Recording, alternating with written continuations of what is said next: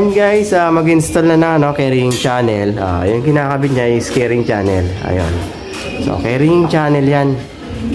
Ayan, no. Nakikita niyo yung installer dito. Mapapansin nyo, wala siyang kasama. So, solo-solo lang siya, mag-isa lang siya. Ganun siya. Tinatawag yan, diskarte na lang. Ganun. Ayan. So, ayan, panoorin na natin kung paano niya ini-install yung yung metal paring para dun sa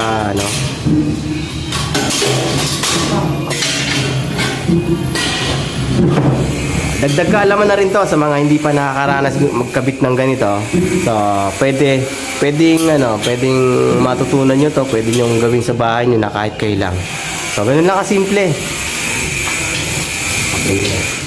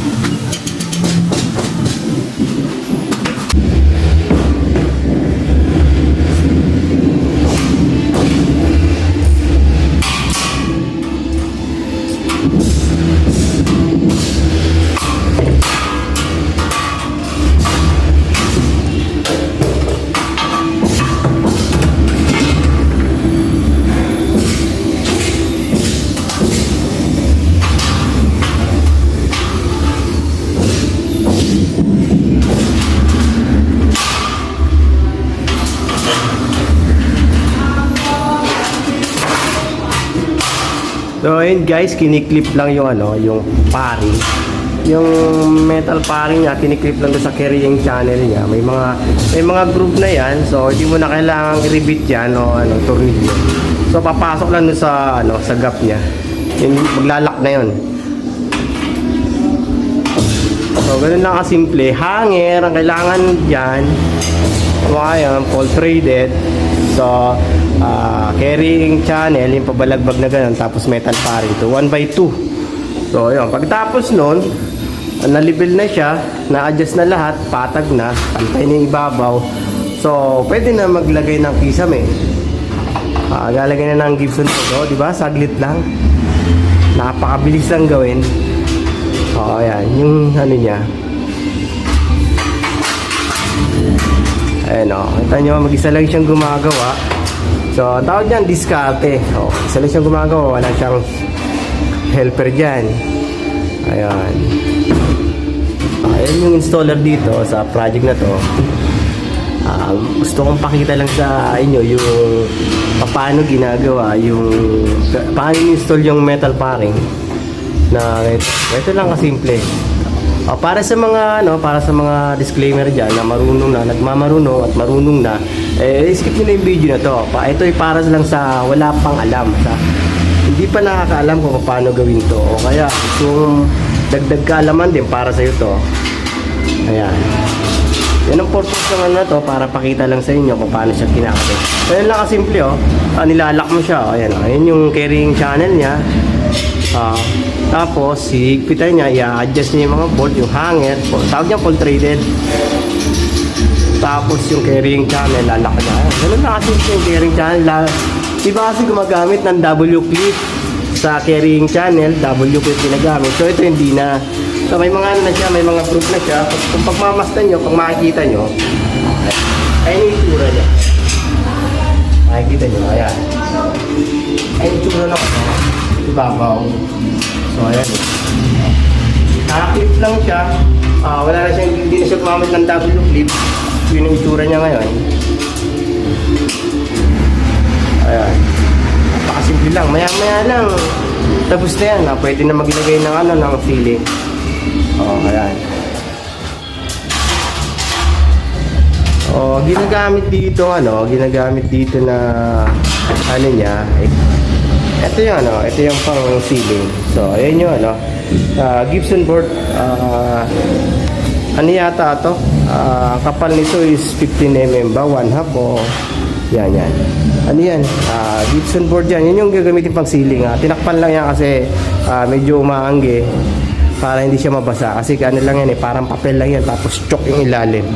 So, bawal din siya mabasa agad kasi nga lumalambot yung pinakang papel niya. Yun. Dito kakabit na yun. Kakabit na yung ceiling na yan dyan. So, yun. Tapos dito. Ayan.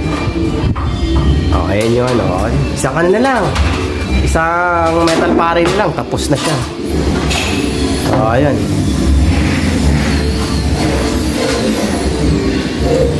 Ganyan lang kasimple ang paglalagay ng metal paring sa ceiling. Ginagamit yan para yung metal paring ang ginagamit natin dati is kahoy lang. 2x2 na kusilyahes. Pero ngayon, ito na metal paring na. Pang matagalan na siya. Ayun.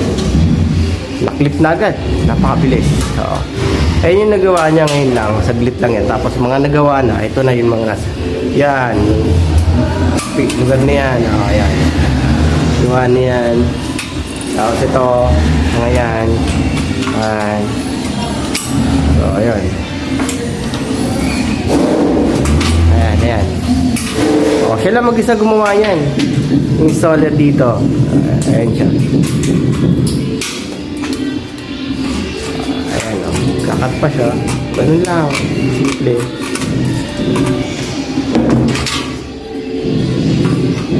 Tapos ganun siya magdugtong. Ayan. Ganun lang kasimple. Dugtong niya na. Ayan. Pa. Tapos clip niya. Ganun lang magdugtong ng metal paring. Paring niya. Ayan.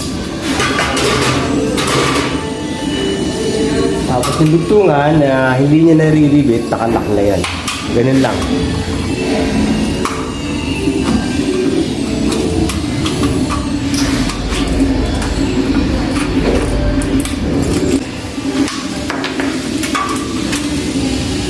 Tapos yung mga naka-usli na yun, full threaded, tatanggalin na. Kaya mga usli na yan, tatanggalin yan. Tutulin yan. Kasi tutulog dyan sa sisame. So, pantay yan. Sa metal paring.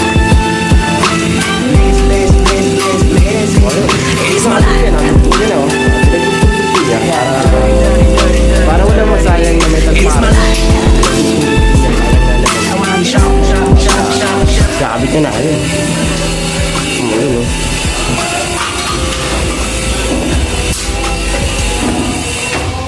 So, ayun. Ganun lang kasimple.